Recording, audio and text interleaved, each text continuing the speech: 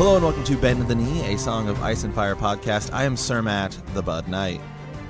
And I am Sir Ezra, the Watchful. Welcome to our Song of Ice and Fire book club. Welcome to Raven's Nest.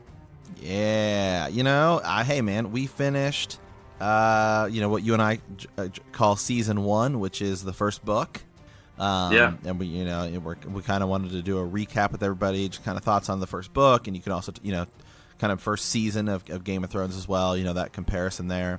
And then we'll talk a little bit about, just some people's favorite characters, favorite plot points, and then talk a little bit about, hey, as we go into Clash of Kings and this world that, George R. R. Martin has created vastly expands, some of these other characters as well. Yeah, I think it's neat just to reflect on the first book as a whole, and we kind of asked some of our patrons here just for questions, things that they thought would be good to discuss, and it's a milestone. It's neat that we're here and that we got to do this kind of as a group, and I don't know, it's been really neat. So this is a nice little transition as we get ready to move into a Clash of Kings. Mm-hmm. Yeah, absolutely. So, Sir Ezra, I mean, you're kind of, what are some of your kind of takeaways just from the first book? Well, again, this is one you've always said that it's actually it's very similar to the TV show. Like it's one of the more closely adapted, if you will. Mm-hmm. And so I don't know. Like for me, it's the start to everything. It's amazing to me. I guess one of my biggest takeaways is always Mance Rayder, that he's mentioned right out the gate, and that that George had in his mind this story. Kind of knew, I don't know, I've read that it was supposed to be a trilogy and then it's expanded from there and all this kind of stuff, but that he had this idea of a king beyond the wall, that this war that would take place. It's just, I don't know, now that I've seen the show, I'm starting to wonder, it's like, did he really know that Bran was going to be what we see in the show at the end? Is that what George sees? And that's the big thing that I'm struggling with thinking about. But I'm just amazed at how much he had kind of planned out. He knew this was going to be more than one book. He was planning a series, a Song of Ice and Fire. Right. And that's, I think, really from the prologue, just seeing the others is huge. And then realizing that Mance Rayder is a big player, and then looking at all the fever dreams that Eddard has about the Tower of Joy, and then Bran's having dreams. I think the dreams are kind of like a big takeaway from this first book. Yeah. It's like the first book, in thinking about it, it's actually kind of, I don't want to say narrow, but just like, just reading, just going back and reading the first chapter of A Clash of Kings, which, we'll be jumping into here in a couple of weeks. It drastically expands immediately, right? Because in this book we've learned a little bit about the Seven. There's really the North and the South, and then it goes a little bit beyond that, and really there's really only about 4 regions, if you will. You've kind of got you've got the North, you've got the South, you've got like the Wall and beyond, but we haven't gone beyond there. We've just kind of heard rumors of it. And then we know Daenerys is like way over somewhere else. Like she seems like she's way far away. Because if you were reading this for the first time, not knowing, just how close Essos is and all of this other stuff, it's across the Narrow Sea. And so it seems like Daenerys is off. She's doing her own thing. Her family's exiled. So even with that, you and I have talked about, as we do these Daenerys chapters, they seem so different. And that's why her POV is one of the better POVs for the first book, just because then you're just really getting her storyline. And even, like Jon doesn't seem as far away at the beginning because, it's just north of Winterfell, and Tyrion goes with him, who's one of our characters. So, we see Tyrion leave the Wall and come south. So the whole first book seems relatively close. Things don't really seem as far away as they certainly become as you expand on the characters. In the second book, Theon is, leaves and he runs, he goes to the Iron Islands, and that's kind of a new place for us. We've heard about it, but we've never been there. So that seems like it's a brand new place. And then as we go further, we get to Dorne, and then, Essos drastically expands because Daenerys is walking around Essos, and then, other characters go there. So, by the time you get to like a Dance of Dragons, you're all over the world. Then we go beyond the wall. Whereas, the first book, man, it's really, there's really not a lot of locations that we go to. We see the Riverlands, we see a little bit of the Vale, mostly King's Landing and Winterfell. Yeah, well, interesting to think about, right? The one point of view that we air quote lose is Eddard Stark, and then it's he's replaced with how many more different point of views? I mean, right. it totally expands. You've got Stannis, and then you've got, even later on, like Cersei ends up getting her own and point of view, and it just kind of keeps. Like we lose one character's point of view, but then we gain a bunch of others, and makes it.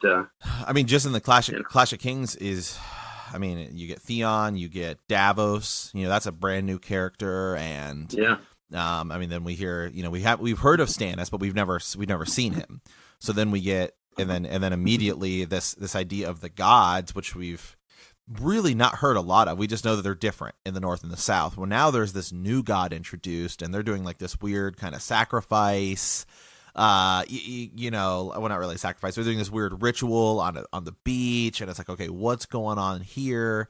And then it's like, okay, now we're just off to the races. Yeah. Yep. It's, I don't know. It's just I always talk about the threads, right? Of just how many different threads he starts to kind of pull on, and the different plot lines, and I don't know. It all needs to come back together, and that's where we're all like, well, how is this going to happen? And it's just neat to see that all of that was wound up into a tight little ball at the start of the series, and then at the very end, he starts to pull this character this way, and as you said, Theon goes here, and then Dany's going to keep doing her thing, and then brand new Davos Seaworth is in there.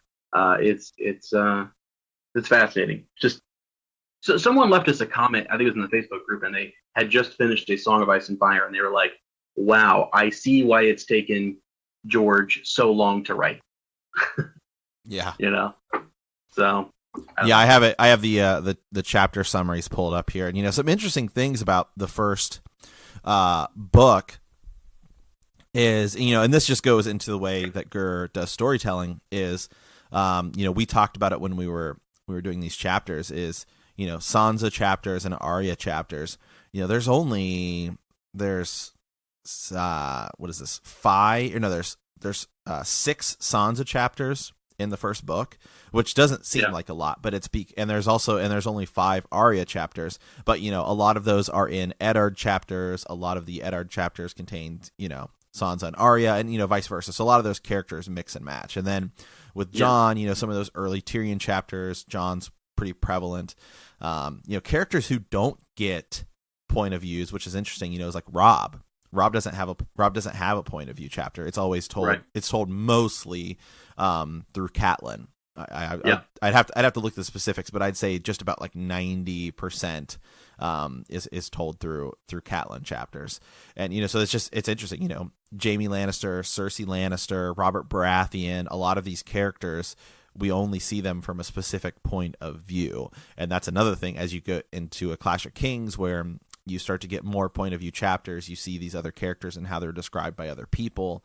I think it changes our perspective on things a little bit. Yeah, absolutely. Agreed, my friend. Yeah. That's why we are really ready to kind of gear up and take it to another level when we get into that book. We're going to have to do a lot more Maester studies and track down new houses and new characters. It's going to be a lot of fun. So, who is your favorite character in book 1? Wow, favorite character? Gosh, that's tough. I've always, like as I said, like when my favorite scene, as everyone knows, is Beric, where they calling out to Beric and Darien and the whole hands tourney. I kind of love that sequence, and then Eddard getting his chance to sit on next to the throne and give out the last sort of like king's command or last commandment there for Lord Robert, royal decree, whatever you want to call it. So I like that. I guess Beric's my favorite character, but I had to pick like a point of view character that I really enjoyed following, gosh, and this first one is just Eddard Stark, right? Yeah, I know. I mean, right, I'm with you. Yeah, he carries it. yeah, that's what's so crazy is that that's the one that you love when his storyline kind of picks up and continues. So many things, so many other, as you said, other characters, his children, and what have you, are talked about in his point of view, and it just really moves the story along. And then for that point of view to end is just crazy, right? Crazy. And then we really don't even get good closure because like the way we see it end is through Arya's perspective. Mm-hmm. So it's like, we had the last little conversation down in the cells, but then what happened on the way up there? What was he thinking? What were his last thoughts? We don't know. Yeah. We don't know. Yeah. Yeah, I'm with you. Yeah. I mean, the first book for me, because I watched the season first. I watched the first season, and so my time watching it, I was like, man, I really like Eddard Stark. I really like, and then my second was Jon, and I was like, I really like that Jon guy. Like I remember talking to you about it after I'd watched it. Like when you gave me, I think you had the first season on DVD. He's like, dude, you got to watch this. And so I remember being like a couple episodes, and I'm kind of like, yeah, this guy's really cool, and like you obviously didn't say anything because he dies, and then I was like, but I kind of like that Jon guy, like the guy who goes to the wall, like that. That's pretty cool. Right. And now that like we've read the books and stuff like that, there's some things that I really like that happen in the show that doesn't happen in the books.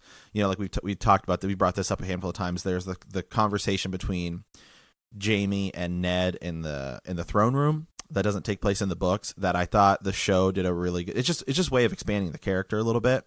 Where Jaime says like, it was a really bad, terrible thing that happened to your brother and your dad.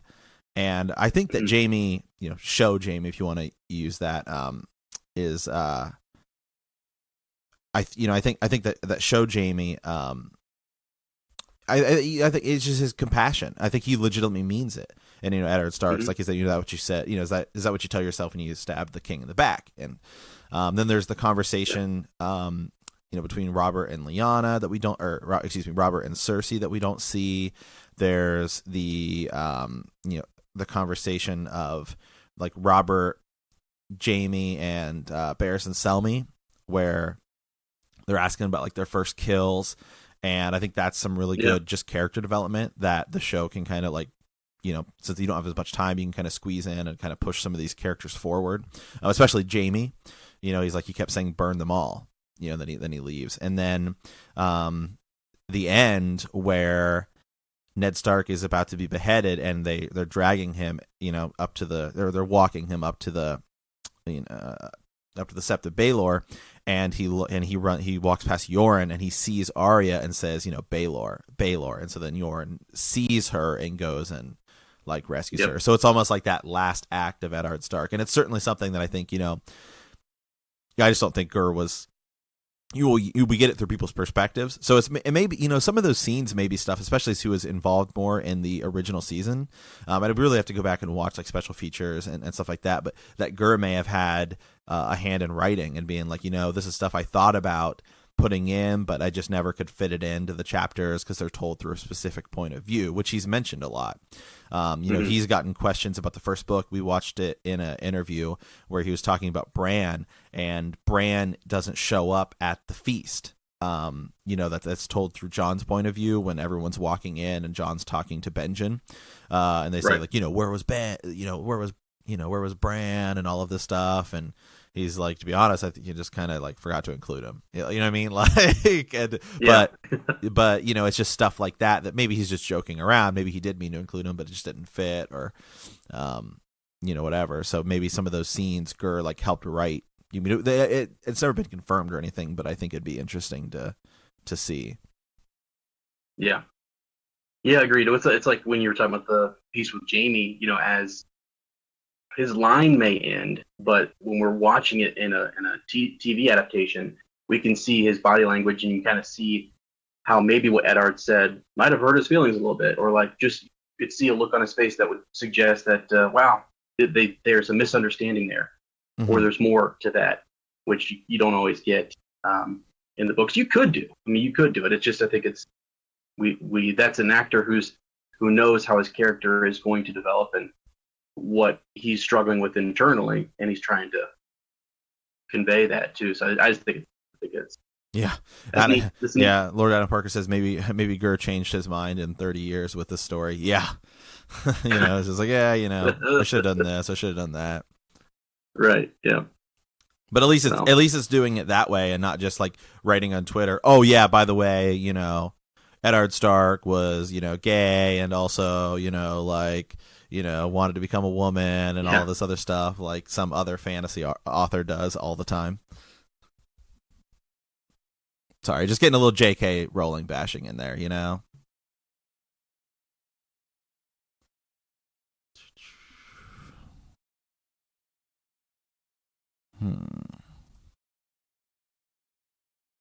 Sir Matt, hey, you there? Yeah. Oh, it said my voice went out. Did my voice go out or something? Yeah. You're good. We can hear you now. Oh, okay, that was weird. I don't know. Oh, okay. Oh, internet looks like it just. Sorry, took a little dip there. So anyway, yeah, I was just doing a little J.K. Rowling bashing there. She just goes on Twitter and she, so at least Gur can do it in a TV series. Yeah. Oh, that's funny. All right. Awesome. So onward. Mm-hmm. Okay. Who should we bring on first? I don't know who wants to go first. Maybe somebody in the Game of Thrones is better than Harry Potter. You are absolutely correct with that, Lord Adam Parker. I'm whoever just kind of maybe say in the things here. Let's go with maybe Maglum here. I think I'm gonna unmute him if he's ready to go. I think Maglum has his himself muted. I can server mute everybody. So you guys can leave your mics on. So as soon as we click you on, you'll be ready to go. It won't pick up or anything. I can control who's muted and stuff like that. So such power. Yeah. Oh, Maglum, what's up? Oh, it's just getting on power. So that's. You hear me? All right. Yeah, you're breaking up a little bit, but I'm guessing are you groggy? Are you sleep deprived? Are you okay? What time is it there? Just getting on 6 a.m. Oh, 6 a.m. Gosh, Wow. It's pretty early, yeah. Got a little bit. Okay, so I'm thinking on one, and you mentioned how we have Rob, which I think is quite interesting. Because looking at how a lot of other, right, look at character of the son of the betrayed lord who killed out, leading an army for vengeance of his father. That's like prime character, right? Mm-hmm. And the fact that we don't get him as an actor character is just very surprising. Like, we see it instead all through the mother, and that's just an way of how kind of like smaller characters who are part of the action. And so like we don't get Stannis, we get Davos. We don't get we do get Eddard. The character really is a big power player. We get Ezra. Who else do we get in a Game of Thrones? We got Daenerys at one is the wife. Oh. Yeah, I mean, it's okay. I see where you're going with that. Yeah, absolutely. It is interesting that we get a lot of these characters. Like you said, Daenerys. That's one I was thinking of too. With Khal Drogo, we don't get a Khal Drogo point of view. It's all told through Daenerys, and I think part of that with Gur is maybe just the. You don't have time to give everybody a point of view, and then also you get that.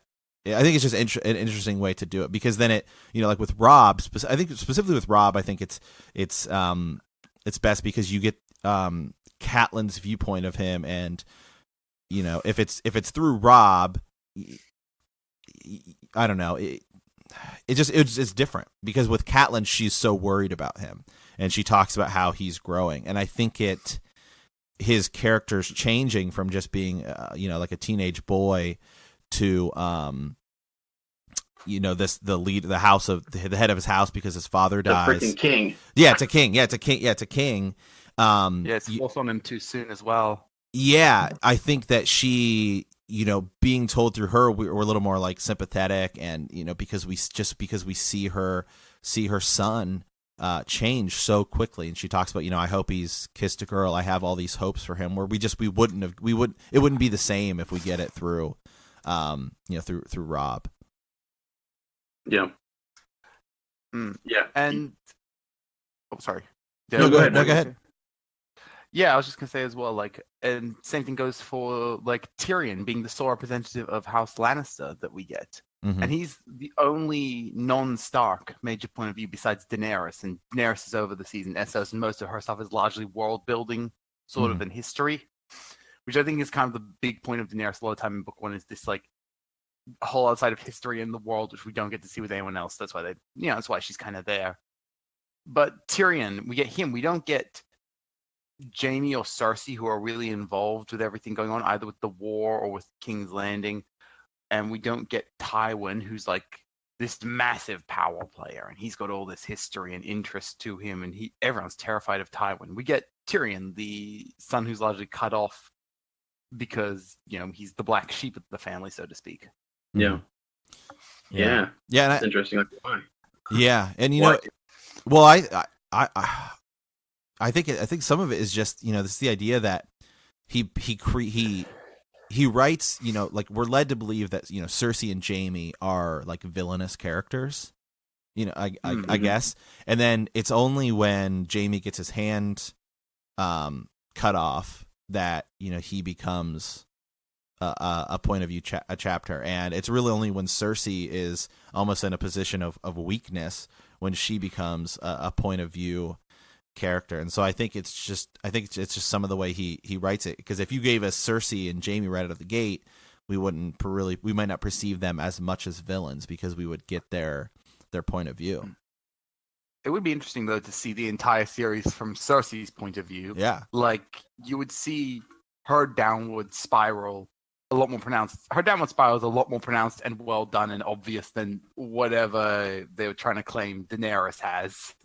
Because Cersei, it is apparent going throughout the whole books how you see each loss that she feels and each thing that she endures drags her down a little further into this like well of brutality that she goes into, where she will just get to the point where she's willing to blow up the entire Sept of Bael. I don't know if Cersei in book one would have done that. Yeah. Because she's not at that point yet. She just gets pushed and pushed and pushed and pushed and pushed because her own bad decisions honestly add up to it. She's very much, I will do this now, and it'll make everything better for me forever afterwards. But she doesn't think about how the long-term consequences of her actions seem to always come back to bite her, which is why it's a bit of a disappointment that, at least in the show, it wasn't her own actions that really led to her dying. It was just something completely external. It would have been so much better if it had been, her own constantly pissing off everyone around her that like led to her like getting stabbed in the back by someone. Maybe she does something like to Qyburn and she pushes him too far and he gets pissed at her. Or I guess I couldn't really see Sir Robert Strong doing it to her at this point because I don't think he's got a will of his own, really. Right. But it's me getting sidetracked and talking about season 8 rather than book 1. It's hard not to do. That was because you got me thinking. Like, I mean, think about that. They had nothing. They have no like internal thoughts. What is the point of view when she dies there? I mean, is it who is it, Jaime or her? And then what are they thinking about at that time? We got their actions, we have their dialogue, but what's going through their mind? What regrets or what have you? Yeah, I did hear a good point how some people said it was a fitting death for Cersei in a way because she always longed to be seen and paid attention to by everyone, and she dies alone in the dark. Well, not alone in the dark, but no one knows what happens to her until Tyrion goes down to the basement, and no one really seems to care. Daenerys, by the sounds of it, looks at her, just assumes she's dead, and is like, "Well, that's done. It's easy." Yeah. So. Yeah, that is kind of a contrast. Yeah. Interesting. Yeah. Can I just say what I'm looking forward to in book 2? Absolutely. In book 2, I'm actually super looking forward to looking at Melisandre again, because when I first watched the show and when I first read the books, I hated her at the start, I hated her at the start of the show and at the books because she's so arrogant. She is so arrogant. But then as you read on, you start to see how it's much more of a ploy and an image that she's projecting. And you, especially when you get that point of view chapter from her later on, and you see just her inner thoughts and that, and her own doubts and her own fears. It's like, oh, this isn't just some abstract concept. She is a person, and she has got her own doubts and fears and worries about all of this stuff. She's not this all-knowing, all-seeing being of fiery magic that she projects and that she likes to pretend she is. So I really like her, actually, now. It's interesting. I really came around on her. Like, when I first saw, like, the Stannis crew, I liked Davos because Davos is great, and I don't think anyone dislikes Davos. Well, there might be some people out there. Although there are a lot of people out there who actually dislike Ned Stark a lot. Oh, wow. Yeah, no, that people dislike him for various reasons, but I disliked Stannis a lot, and that hasn't changed, but that's my own whole big reasons. I know that'll upset you so, Matt. Sorry. I'm fine. Hey, that's the great thing about this series, though, is that, up until, season 8, everybody has their favorites. And that's like one of the things that made the whole thing so much fun, is because, some people are like, I'm Team Lannister. Some people, I'm Team Stark. I'm Team Targaryen. And we don't know. And we still don't know in the books. So, hey, everyone's got their favorites. It is exciting. Looking forward to as the last couple books come out. They'll be great. But yeah, Melisandre was the one who really turned around for me. I didn't like her at first, but as I saw more and more, I'm like, wow, she's a really cool character, actually. Yeah. And I did actually like her treatment in the show's ending, in that she actually got to feel like her arc was properly fulfilled, and she felt like she got a good, fitting ending for herself, because her major concern wasn't anything political or anything. It was always the army of the dead basically coming eventually and trying to stop the great other than that, find Azor Ahai, which was maybe Arya. I don't know. They don't really address it in the show. Right, yeah. Right. Yeah, that'll be neat. That'll be neat to explore her. She does have layers for sure, and yeah, she's gonna be pretty cool and pretty fun to dive into, so to speak. Absolutely. Okay, all right. Well, let's grab somebody else here. If anybody's ready to go, just kind of say in the comments here, real quick. Oh, looks like Lord Adam Parker's ready. Boom. We'll tag him in here. Lord Adam Parker, you are on. Hey, hopefully the cough wasn't the first thing everybody heard. I'm getting over a cold. So oh, it's okay. Just like Last Raven's Nest, I believe. Yeah.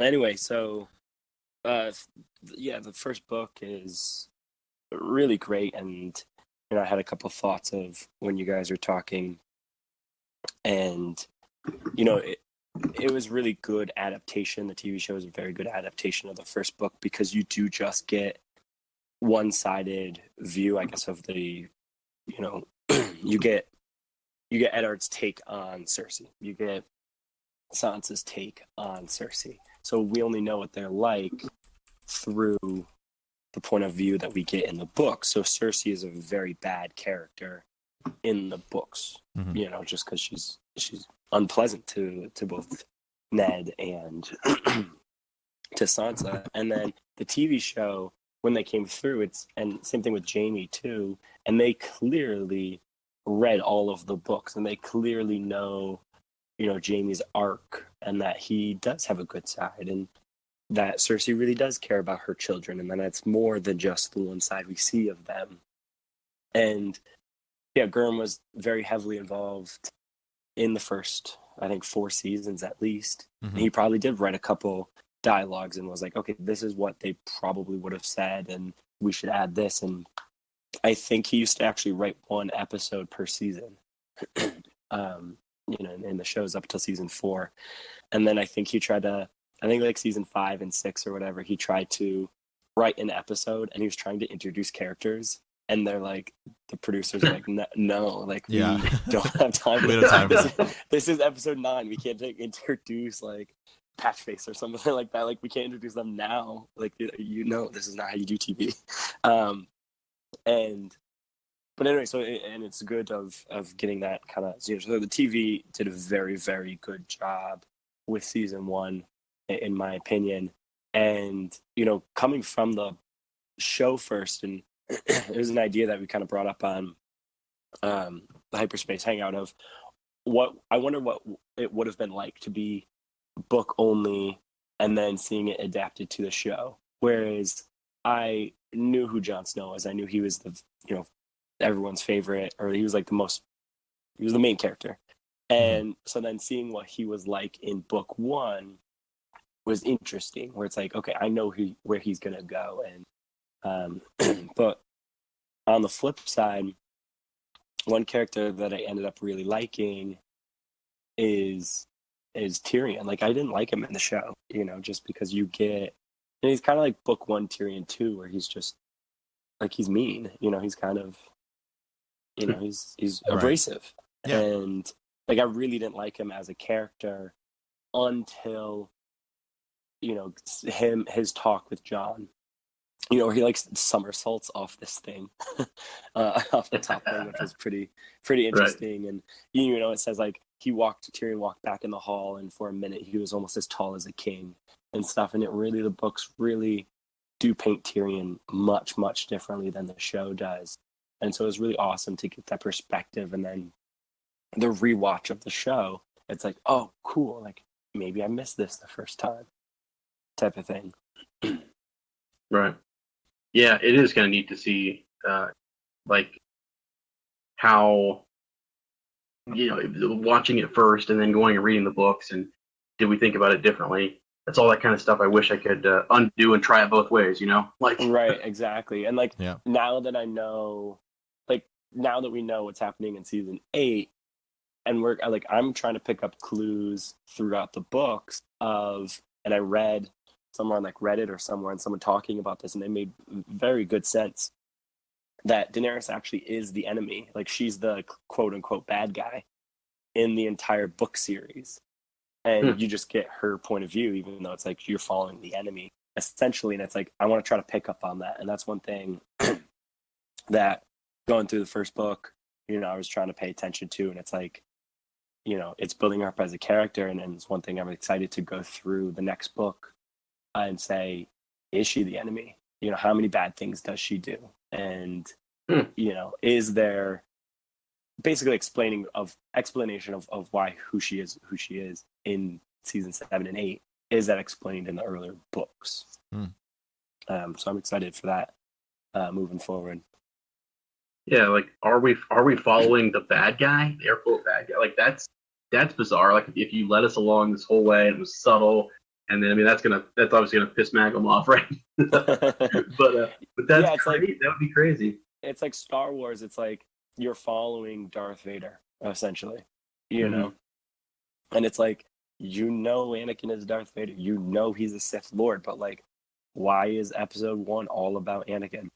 Why is episode 2 all about Anakin? It's like George R. Martin's doing the exact same thing. He's like, well, I'm giving her a point of view, but like, she's still the bad guy. Like, yeah. So that's going to be interesting. I mean, maybe she isn't, maybe she is, but that'd be cool to see. Yeah. And the character that is my favorite character, of course, is Ned. Still, he can still come back in the books. Yeah. And it's season 1, book 1. That's all story of the Starks, and like, they paint him really good, and he's a good guy. It's like, you kind of want to be the father that he is. I feel like he's a good like role model, for like real life kind of. But book 2, the character I'm most excited for is Tyrion, because as I kind of mentioned earlier, book 2 Tyrion and really book 3 Tyrion is my favorite character of the entire series, hands down. Book 2 Tyrion, best character there is. So I can't wait for the weekly Tyrion chapters to go through and just show how awesome he is, because really, and it doesn't make sense, he's Gurm's favorite character, and Gurm rates him really the best. And it's like, Bran, he writes not best future king. Long may he reign. It's because it's like, Gurm has said like, Bran's tough to write. I mean, it's like, it's tough to write a 13-year-old boy or a 10-year-old boy. Like, what do they think about? You know what I mean? Yeah. But he really takes his time with Tyrion, and he really develops Tyrion so well. And Tyrion's got all the coolest lines, and so I'm super excited for season 2 of Bend the Knee to explore Tyrion.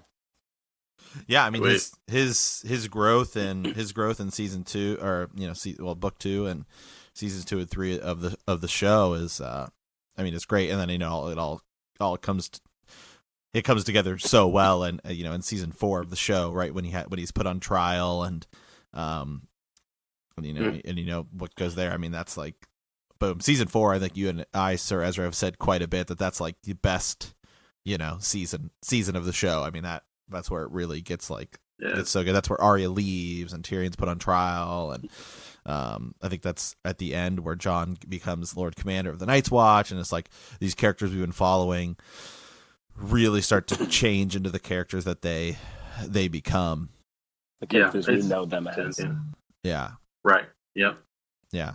Agreed. And that's really where I started watching. I mean, I think I started watching the show at Jon was dead in the show.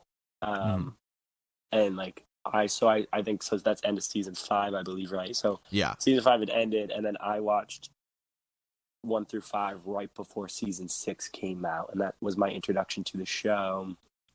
And then I didn't start reading the books at all until last year, when this podcast started. I started the same time, and then I'm actually only through book 3. I haven't even read all of the books yet. Oh wow, man! Just wait. Sir Ezra, wait till Lord Adam Parker gets to like Dance with Dragons, man. Yeah, and like the only thing I know of like future stuff is just what I googled on the wiki, and like I know all the spoilers, but I don't know like the middle chapters. You know what I mean? And I only know how it ends. I don't know how it does during the book. So I'm super excited to get to that. And I heard they're good. Oh yeah. Oh dude, it's hard to keep it all straight, to be honest with you. It's like I need maps and cliff notes and everything. I'm almost a little intimidated for it, and it's like every once in a while a discussion will come up and someone will be like, what do you think about this character? And I'm like, I have zero clue who this character is. I've never heard their name before. Like, what are you talking about? And then I'll Google who they are. And I'll be like, oh, okay, that doesn't really explain like who they are yet, and so I'm still exploring the journey, which is pretty awesome. But, nice. It'll be good. It's gonna be a lot of fun. I mean, even in this next book, man, there's still like there's times where I forget. I like recall doesn't come to me quick enough. And I'm like, ooh, I know there was a lord speaking to so and so, and someone convinced Stannis to do this, but who was that again? I don't, Right, and why we have to reread. Yeah, we had a discussion about the Ghost of Renly, and I was like, I just read that Battle of Blackwater, and I still don't know what people are talking about. I don't know what the Ghost of Renly is. And then I had to like go back and look on the wiki and be like, oh, like I didn't even pick this up in the book. Right. So it's the next book is going to be a sick book, and it's like book 1 is perfect world building, and honestly it's kind of a standalone book, in the in the sense that like Marvel movies are almost standalone Marvel movies, where it's like, it enhances if you keep reading and keep watching on the thing, but like you really don't have to. And it's like kind of interesting and cool how the book is, it starts with ice, right? And then it ends with fire. And it's like the whole first book is the story of ice and fire from a certain point of view. And I think, George did an extremely good job with narrating the first book. It's a great world builder. It opens and it closes, and there's an end to the first book, and like you don't have to read anything else Game of Thrones, and like you'll be fine. Like the book ended, it had a conclusion, and then to know that it just keeps going and keeps expanding, and as you mentioned, the next book of throwing in more gods, and it's like that's insane, and that's really cool, and you get to know who Mance is, you get to know who Stannis is, and these are characters just mentioned once or twice. Well, Mance is mentioned like almost every chapter, I feel like, but still, then you get to explore who these characters are. So it's like it's gonna be an epic, next 14 weeks or whatever, how many chapters in this book? 72 weeks. Yeah. Of Yeah. exploring the chapters. Yeah. It's gonna be awesome, and I can't wait to explore more. Yeah. Awesome. All right. Well, Sir Ezra, who do we have up? Yep. Who do we got up next? I mean, I think Raj needs in here. I think she's like Boom. Okay. ready to go. Okay. She's probably gonna want to talk about like, I don't know, Thunder from the Duncan Egg series. I have her unmuted here, so if she's ready to go. Can she hear us? I hope so. I do. Raj, can you hear us? Probably. Oh, there we go. Oh, there she is. Oh, hey. Hey. Oh my God. Can you hear me? Yeah, we can hear you. Yeah. You're on. Oh, Yeah. that's crazy. Oh, You're on. Yep, you're on. Uh-oh. Maybe not. wait. Hey, hello. There we Hello. go. And you're back. What are you doing? Is this some magic here? We got going. I have it on push to talk because I got really nervous thinking that you guys could hear me, and I wanted to make sure that it wouldn't accidentally happen. Oh no, yeah, like no, it's all 25 good. minutes before you told me all that. So. Oh, okay. Oh, Perfect. gotcha. Before Perfect. you mentioned it. Okay, perfect. Yes. Well, how are you? Actually, I'm good. I actually totally just had a thought that I totally lost because you mentioned thunder, and obviously, like, Uh-huh. Horses. Yep. Yeah. Okay. Oh, maybe you just need to. hey, okay. There we I'm going go. to change the push the talk thing as soon as I'm done with this. Okay, perfect. Okay. Yeah, that's hard to make. But yeah. So you run a horse farm, right? And that's Yes. yeah. So I mean, Sir Matt and I've been talking about the adventure to come and Yeah. whether we could handle riding a horse.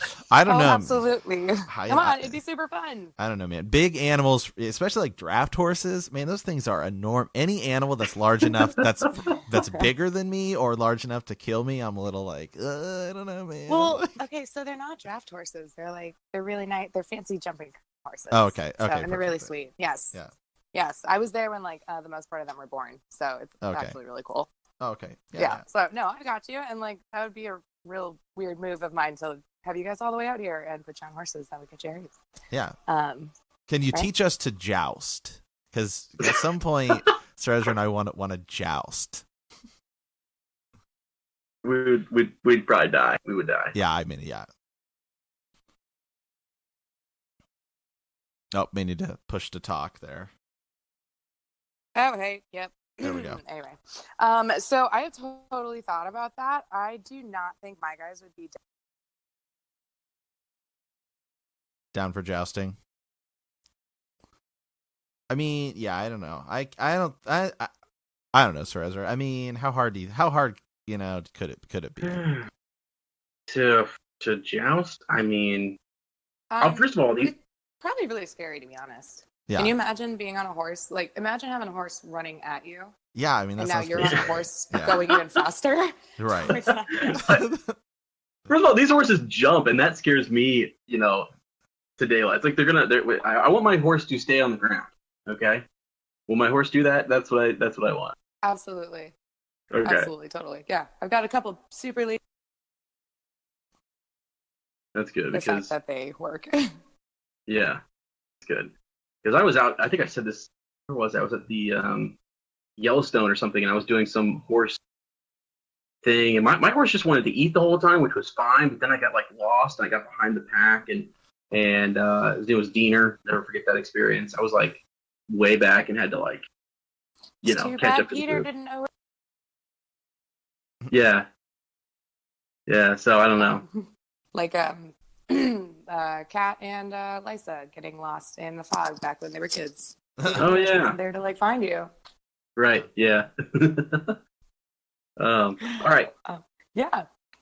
But so I guess I totally have to put in here that when I first started into Game of Thrones, I totally didn't want to. My boyfriend made me. And at the end of the series, at the end of the first season, I was when I logged onto Audible for the first time, and I actually started listening to A Clash of Kings before I continued watching this season, and that was super duper weird. Huh. Yeah, but gave me a whole lot more appreciation for the first season when I went back and watched it. So I am kind of married to the idea of like watch the TV or the movie beforehand because I love having an image of the characters in my mind. So then when you go back to the book, it's like it's like that awesome season you watched, but so much better. Yeah. So I'm really looking forward to wins. Yeah.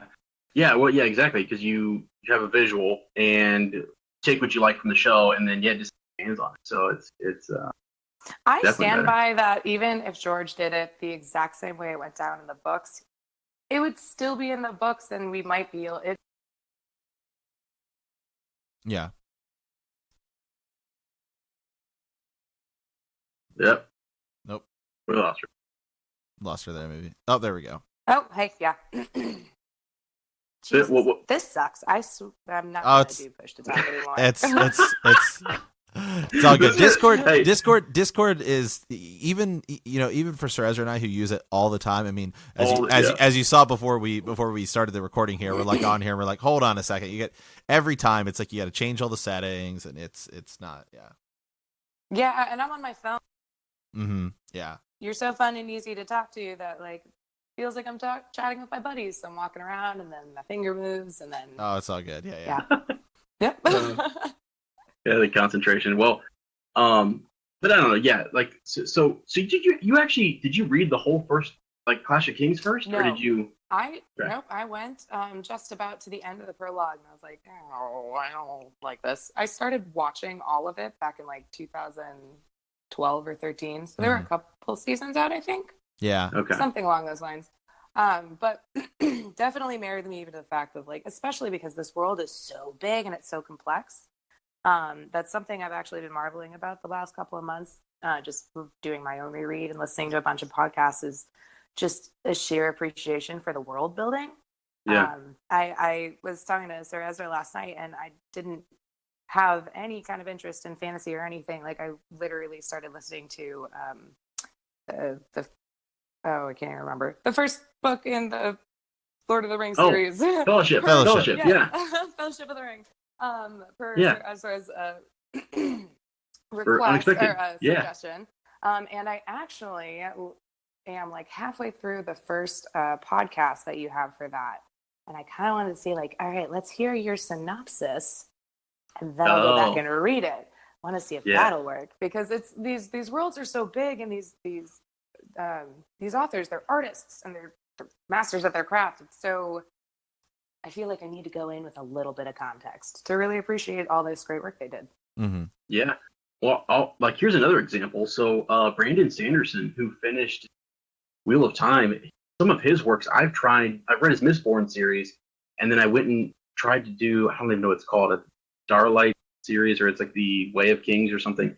It overwhelmed me, and I was like, I need to know what the hell's going on here, because I could not follow it for a second. It really have to just either push through, or you got to back up and say, is there a companion guide, and can I get a little bit of context? Which is why I think podcasting is cool, because you can someone else who can give you like a general overview, front load you with some information, and then you can kind of take off from there. But it can be tough. And actually, the first several chapters, of Tolkien's work in Fellowship, it's kind of it's a little bit can be tough to get through.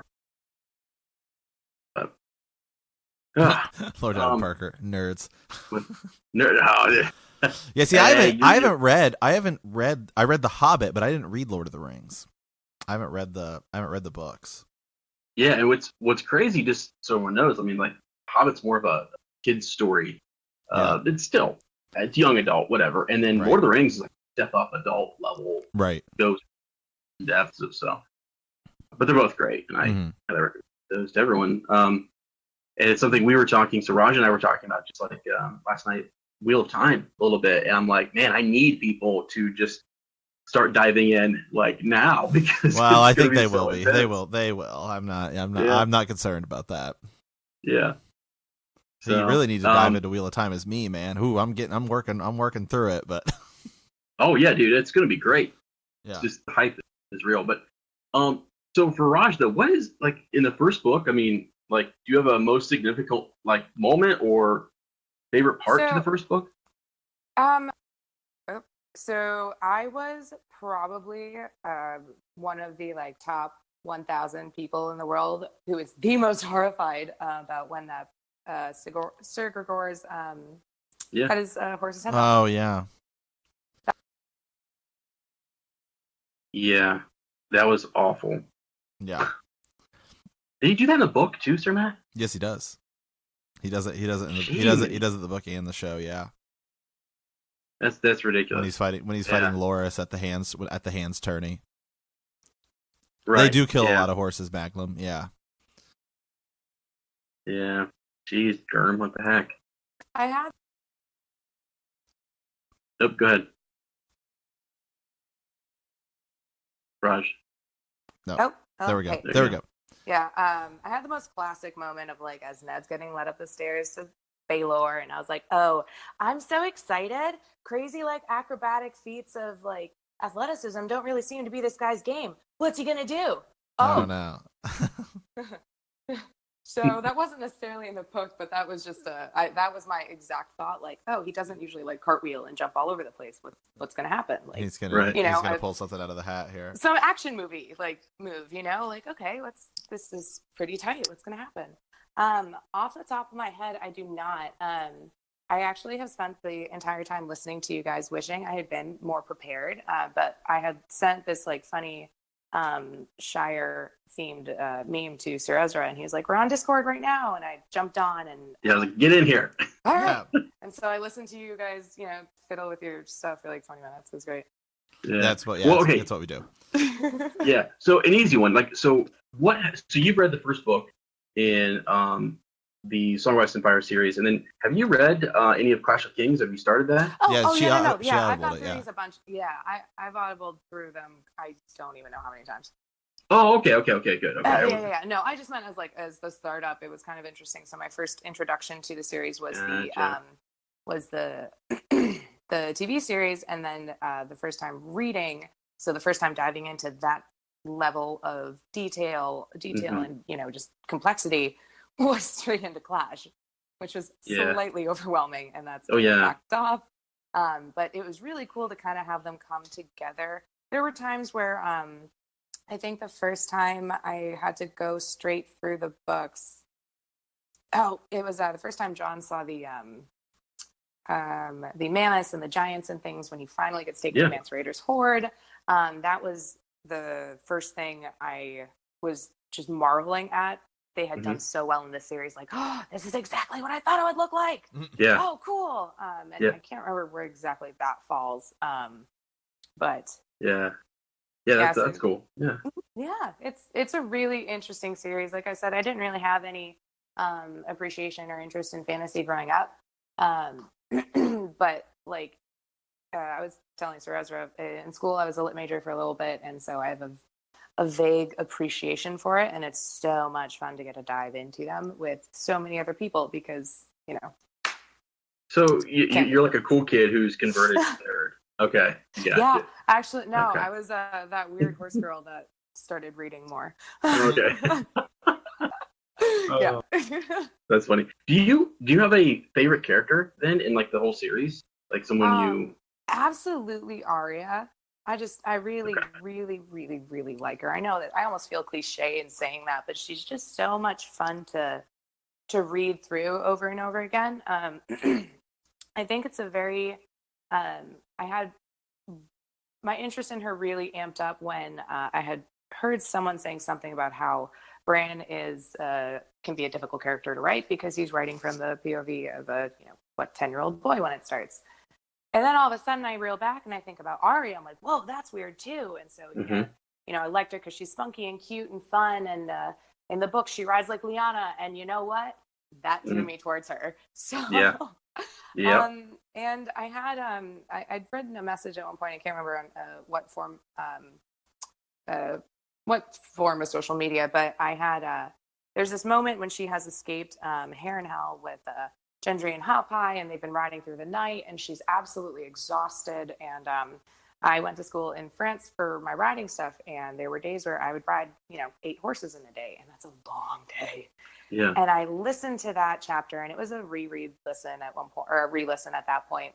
But like, I just remember him talking about how she was so tired, and she ends up walking around to a point, her horse is walking in circles till it stops to eat. And I just remember thinking, oh my God, exactly. That's exactly what it's like. And it like brought me back to life laughing at it. Like, wow, what a cool, fun connection. Like, I'm literally in the woods with Arya and I'm wiped too. Yeah. Yeah, wow. Yeah, I think that's kind of a cool, special way I get to connect with the book. So that's what prompted me to offer, you guys to come out, and I'll show you as much of what it's like to spend all day in the saddle as you'd like. Yeah. Holy cow. We're gonna make it happen. I won't be able to walk after that. Yeah, we're gonna, right. See, that's what I'm saying. You're not obligated to spend all day, but if you want, you can. I'll let you tap out. Yeah. Oh, jeez. That'll be cool. I think so too. This not as cool as this. This was wicked rad. Awesome. Yeah. Well, cool. Thank Perfect. you guys so much. I actually have to get off. I've got my dogs and my horses and my. No, it's all good. Yeah, absolutely. I need to run around. You actually have to run your farm. Okay. Yeah. Right? Yeah, it ain't gonna run itself, Yeah, it's cool. But I totally dropped everything I was doing to run and jump into this Discord thing for the first time. So thank you so much, Ezra, for telling me what to do, and I'm just going to keep blindly following your lead. Okay. Perfect. Well, yeah. Voted well for me so far. Perfect. All right, good. Awesome. Good. Awesome. All right, thanks, Cool, Rod. guys. Yep, Appreciate thank it. you. Yep. All right. Awesome. Yeah, have a good day. Perfect. Sweet. Yep. Okay, Dude, awesome. Getting to know like new people. It's great. It's I will say this. I do genuinely like I follow pretty much all of our followers. I didn't really like that term, like followers, like, because I mean it's different. Yeah, it's different. Like it's like, you and I talk about, because we're friends with people on Facebook and stuff like that, and it's always like we talk about like you guys. Yeah, friends, exactly. Yeah, Sir Ezra and I talk about you guys like all the time. I mean, like all the time.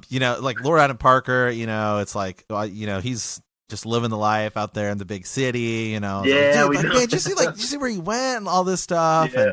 And we see people doing stuff. We're like, how about this guy? How about that guy? Did you see what they're doing? Did you see what they're doing? We're like, yeah, I know, it's crazy. So especially like people that are really into like cosplay and all this other stuff. We just see, and it's great, man. It's awesome. So yeah, cool, really cool. So okay, I think we have Lady Becky. Yeah, Lady Becky, we're gonna unmute you here. I know you said you're a little shy. Oh, there's literally no reason to be shy. We're just hanging out. So you're live. You're on the air. It's probably. I mean, it's like, how you doing? I mean, like 8,000 people are probably listening. When this posts. So no big deal. There's no pressure. Don't worry about it. Like that just makes everything so much easier. Am I coming through okay? I'm not too sure. I have a new microphone now. I'm on microphone number 3. No, you sound great. Yeah. Sound great. Yeah. Yeah. It's good. Yeah. Hello. Perfect. Where are you broadcasting from here? Here from Ireland. Ireland? No way. Have you any other Irish? No. It's crazy. I mean, I am of Irish descent. I mean, that's like the majority of my family background is. So I figured I actually sent you a raven recently saying that probably have some Irish blood either in yourselves or in other people listening. Mm-hmm. Yeah. No, Brady is O'Brady is where it comes from, and it's and then there's and then my other side of my dad's side is Butler, and like there was the Butler dynasty that was like pretty powerful in Ireland and stuff like that, and I've done my family lineage and like it's been traced kind of back to that for a bit. So. So, Lady Becky here, is it? Am I saying that right? Right? Becky? Yes. Yeah. Perfect. Okay. Cool. I mean, my people are Scottish. Is that gonna be a problem? Is that okay? No. My best friend in school was Scottish. They're mad people. They are crazy. Oh, that's good to hear. Okay, good. Wanted to make sure because I'm actually planning a trip over there this coming summer with my dad. So. Bring reindeer. Yeah. We've been looking at like it's the like weather. The weather's very much. I mean, like I live in Portland, Oregon, which is it's that it rains from about late August to about June, and I think it's pretty. I think the weather climates are pretty similar from what I've seen. We had 6 days sunshine this year, which was pretty good. Pretty good, yeah. Yeah. Holy cow! Sign me up, man. Maybe I should move to Ireland. It's a gray, it's grayer and rains more there. That's I love it. People are like, don't you get tired of the rain? I'm like, no. Yeah. Yeah, I'm like, no, man. I love it. That's awesome. Okay, so Lady Becky, so thoughts on like this first book, like Game of Thrones? What are you thinking? Like, do you have any favorite moments or favorite characters, or what are your thoughts? Definitely Arya. Arya's arc in book 1 is just she goes through so much. She's having such a hard time, and she's literally an 8-year-old girl running around catching pigeons. Yeah. To try and stay alive. You're kind of looking at that from a very early stage, going, God, this girl's resourceful. She knows what she's doing. She's determined, and she's got some skills. Yeah, right. Gonna be a good rest of her story, but if she lasts long, from the end of book 1, you kind of think anybody can go. Right. Yeah, you definitely think that. That's for sure. Yeah. Don't get too attached to anybody. Yeah. Right. Yeah, and Arya, Arya in the first book, everyone's really, even in a way, Sansa, they're all so tied up in kind of the Game of Thrones where she's like, I want none of that. I want literally none of that. She's like, I want a sword, and I don't want to be a lady. I want to do my own thing, and it's great. I mean, that's, without her, we would miss out on, just the different sides of like Sansa and Ned. I mean, there's actually a character, like with Sansa, where you get Ned Ard's point of view and Arya's point of view, and they're both kind of different, where she's almost growing up too fast for him. He doesn't really realize it. Then you see Sansa's side, where she's so like, not like stuck up, but almost like that. Yeah, she's something. She's stuck up. I would call it a little stuck up. I mean, right? Yeah, but you get that because of ideas of fantasy, and you get that because of Arya's point of view. Yeah, which is great. From Arya's point of view, you nearly see Sansa as being more childish because she whinges a lot. She wants what she wants, and she doesn't care about the consequences or what it means for other people. Arya's kind of got that empathy towards everybody else, where Sansa just wants to be queen at the start. She nearly seems more childish than Arya, who's like, well, I don't care, I've just got loyalty, and this is how I'm going to do what I want. So you get the duality from both. Right. So you're really going to then, I mean, like Arya going forward in this next book, I mean, that really picks up, and there's some good moments for her in a Game of Thrones, but in a Clash of Kings, wow, I mean, her story arc just kind of takes off, right? So. Have you read all the books?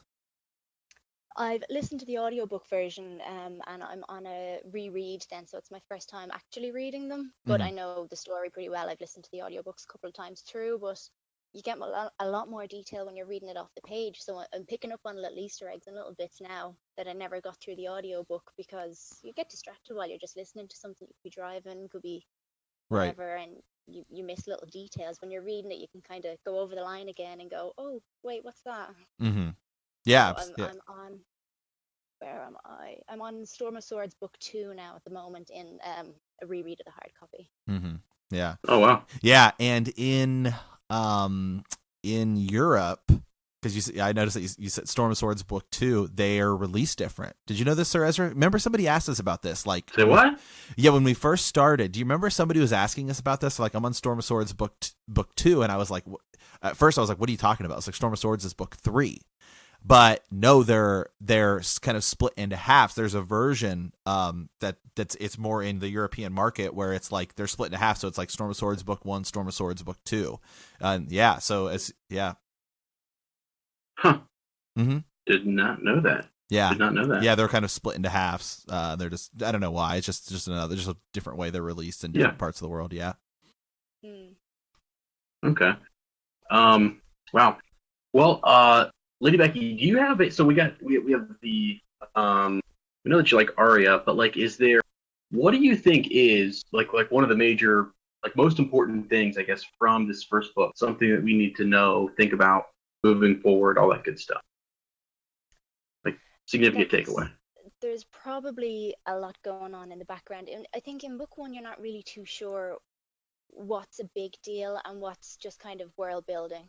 So there could be something maybe that they say in passing that you don't know if it's going to come up down the line, or you don't know if it's just, something there for the atmosphere or whatever. But I think by the end of book one, you kind of get the idea that anything could be a clue to something coming up, or and basically anything could happen. You don't know what to expect. Like, dragons come alive at the end of book one. The person that you thought was a main character gets his head taken off, and a 14-year-old becomes the king. It's Right. it's all very very surprising at the start, nearly to set you up for the rest of the story to say, well, look what we can do. We can do anything. Yeah, that is a good point. I mean, that's why I guess. Well, yeah, I mean, look at, like, by the end here we have dragons. And I think that one of the last episodes we did, we were kind of talking about the idea that magic has somewhat gone away according to the maesters. This stuff is not real. And then we're actually seeing it. We're seeing magic come back into the world, and so it's like, well, holy cow! I mean, once that comes back in, we can do anything. Right. One of the other things is that it kind of throws up that there might be prophecy. There might be, say Bran asks Old Nan, what does the comet mean? And she says straight off the bat, dragons. She doesn't hesitate. It's like she knows. And I know that they say that the comet could mean anything. Comet means this, comet means that. But at the end of the day, someone said dragons, and dragons have been dead for, so long. Right. But they still, it still came true. You don't hear any more about the comet really in book two. It's kind of, it's a passing. It's gone. That was its purpose. Was it dragons? Was Old Nan right? Is there prophecy? You don't really know, but anything could be. Mm-hmm. Yeah, especially because we talked about this in our the last episode we did. The Dany chapter is Dany looks up in the before she brings the dragons back, the comet's already there, and so some people say, well, the comet is because of dragons, but if the comet's already there, then is it because the comet's there that dragons are able to come back, or is it vice versa? Did it start because of the way of what's going to happen, where when the dragons come back, that creates the comet, because it seems like she looks up and already sees it. But she sees it as a different omen altogether. She doesn't even expect that it could be dragons. She sees it as the comet's leading her way across the. Is that right? Yep. They're leading the comet's leading her across the Red Waste, and she must keep going to Marine, I think. Mm-hmm. Mm-hmm. Yeah, absolutely. Yeah, absolutely. I mean, basically, the lesson is we have to listen to Old Nan. Okay, she knows what she's talking about. She knows what she's about. Okay. Oh, I'm 100% behind that. Yeah, you definitely got to listen to Old Nan. Yeah. So, any characters that you're excited to kind of dive back into a little bit here as we go into Clash of Kings? We get some more characters: Davos, Stannis, Melisandre. Theon starts getting some point of views. Any other characters you're kind of favor? I love Davos. Davos Seaworth is probably, in the book and the show, probably my favorite character. Yeah. Just because he's just a character you can kind of connect with, and you know what he's about from the very start, from his very first point of view chapter as well. You know what he's about, and he doesn't change. His arc isn't even that dramatic. He's always kind of straight shooter. Yeah. He's one of the best. I love Davos so much. Easy to connect with, and just the Onion Knight being the way he rises, and he speaks like he's just blunt and honest, and speaks truth to power, and you're like, wow. Mm-hmm. He did forget about his wife for a couple of years. That was he did. Yeah, he where's does. your wife and your rest of your sons? That's go home, man. Right. Yeah, he's losing sons. I mean, it's just like, man, he doesn't think. I mean, later on when he's with Manderley, like, he's starting to think about some of how long he's been gone and his sons and stuff. Right. And it's just kind of crazy. And he never gets word from them. He never gets a raven. He never. Yeah. Very rarely brings them up. It's only kind of when he's stuck on his little island that he kind of goes, "Oh, I must remember that I have sons to live for," and then he doesn't go home after. He goes straight to Storm's End. Yeah. Yeah, that's a good point. I mean, he's just totally dedicated himself to. It's almost like he's caught up in like living a better life and trying Mm-hmm. to provide for like his sons, or showing them that this is the life that we can live, because he came from nothing, and I don't know if he gets carried away with that, or what have you. But yeah, he's air quote a family man, and then he's also really close with Shireen, and Mm-hmm. that's kind of a neat Oh, you piece. have to love his relationship with Shireen. They're just so cute together, even when, especially in the show, but even in the book, Mm-hmm. she's teaching him to read, and it's such a good relationship. Right. Yeah, agreed. I can't wait to talk more about Davos Yeah. for sure. And I think that's, you have Shireen, who we see as this, this great innocent character, and then you pair her with Davos, who is this other family, not really, he's a favorite. So then that's what makes it, like, when he finds out what happened, it makes it that much more heartbreaking. Yeah, Maglum here says, Davos is a better father to her than Stannis is. Part of the reason I don't like Stannis. Absolutely. 100%. Yeah, he definitely is. Shireen to Stannis is just an heir, and Absolutely. it's very sad. I don't even think I'm angry about it. I think it's just sad. Mm-hmm. Mm-hmm. Yeah. Yep. Hmm. Yeah, absolutely. So perfect. Davos should adopt Shireen. Yeah. Shireen. Thank you. She's still Should alive. adopt She's Shireen still Matilda style. Yeah. Yeah. She's still alive in the books. So I mean, there's a Fingers crossed. Yeah, fingers crossed. I mean, there's a chance that it goes a little bit differently, but I'd be so mad. yeah. Yeah. Yeah, Yeah, definitely. but we'll see. So perfect. All right. Well, yeah, absolutely. Thank you so much. That was great. That was this is epic. We have someone from Ireland. Like that's Yeah, it's crazy. Epic. Well, and isn't Maglum from Australia, man? Hey, move aside, Maglum. Okay. Hey, what time is it there? That's like 5 hours ahead from East Coast time, I think. In Ireland, it's 5 to 9 p.m. Yeah. Wow. Yeah, we've got 6 a.m. We've got 9 p.m. I mean, geez, man, we're just all over the place here with time. So this is great. It's hard to find a time. Yeah, that kind of fits with everybody. So yeah, this is awesome though. Yeah, thank perfect. you. Thank you. Yeah, thank you. Thanks for having me. Absolutely. So perfect. All right, Sir Ezra, man. I mean, whoo. Yeah. Just so much fun talking to everybody from all over, the world. It's just great, man. This is what we love. This is why we love Raven's Nest. We love, talking to you guys, hearing everybody's different points of view, everyone's different perspectives. I mean, this, and having you guys on, like, we love reading the Ravens, but it's so much more fun when we can get, a handful of people on to come, talk about stuff with us. Yeah, I was actually just messaging Raj there. Like, it's sort of like bonkers to be able to talk to her, and because we've been like, I don't know, we're social media friends. Absolutely, but, yeah. We're more than that. All right, let's be honest. Like as Laura Barker said, like we're friends. I mean, yeah, absolutely. We're friends, and it's just cool. Yeah. It's just so cool to be like interacting and talking with each other. I think that's neat. I also think that's what's unique about our cast. A lot of other podcasts, I don't think, would just hand their show over and say, we want you on. I mean, like, we want your voice, even though it's like we get some craziness and we get some crazy theories and we get whatever, but like the whole point from the get-go has been, it's a way to make friends, to build a community, and to just share in our love of the series and this fandom. So yeah, I don't know. Freaking awesome. That's why I love Raven's Nest. Mm-hmm. Yeah, man. I mean, it's the crazy thing about it is it started really as like, Sir Ezra and I were like, well, let's do like a theory, and we're like, okay, so let's just like, I don't know, we'll throw that episode up. And then people started sending us questions, and we said, well, what if we did a show that was all about it? So that turned into Fallout Friday. And then we said, well, how do we take Fallout Friday and make it better? We said, well, let's bring, instead of just like reading people's responses, let's bring people on.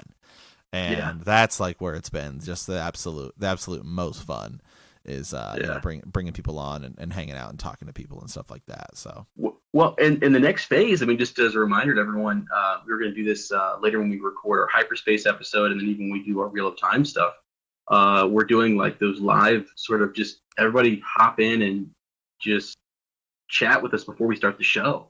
Mm-hmm. We're doing some live recordings there, and you can listen live to the pre-show, and then maybe even listen to bits and pieces of the actual show that we are going to record and put out on the podcast. And you can see how people like influence us just by typing in the chat.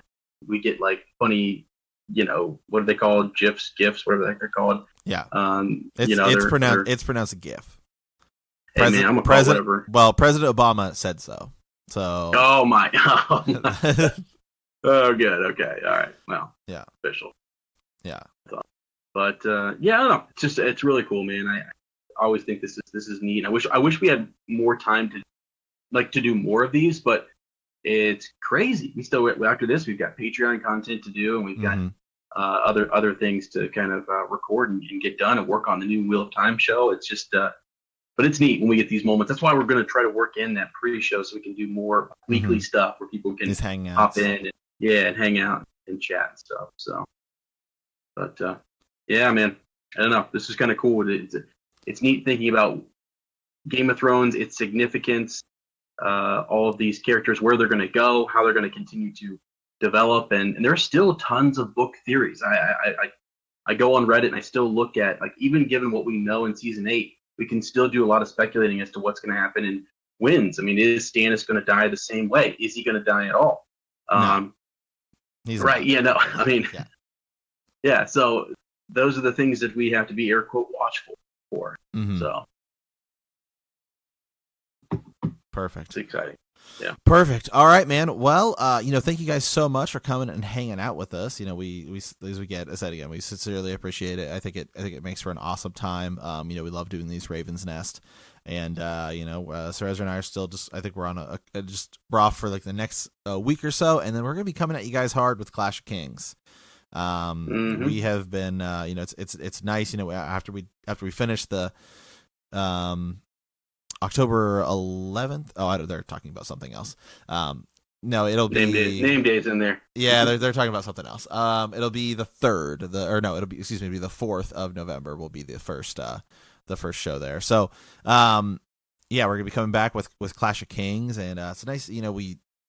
What I call like the first season of Bend the Knee, is we started with chapter 1. We did World of Ice and Fire. We're throwing up Fire and Blood in there. We did the show, and as we go forward with what we're calling season 2 here, which is going to be Clash of Kings, which is, I think another like 73 chapters. And whenever the prequel comes out, we'll make sure we'll be including that as well. Right now they said there's another prequel in development, so we'll see what happens with that.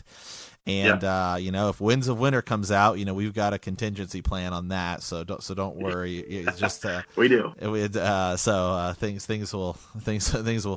will overhaul a little bit there. So who knows, man? I'm excited to jump into the next air quote chapter here of Bend the Knee and the story that is the Song of Ice and Fire.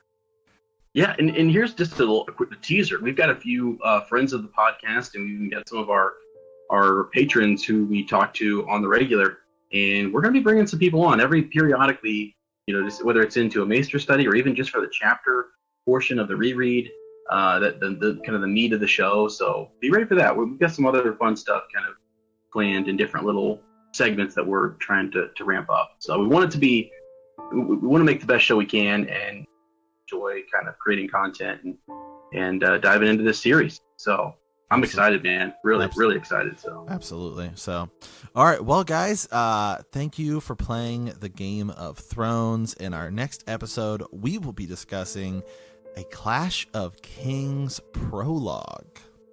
Yeah. If you like our podcast, don't forget to subscribe, like us, write a review, leave a comment, or send us a raven at btkcast@gmail.com. And a quick reminder, you can also go to bendthekneepodcast.com. Is that correct, Sir Ezra?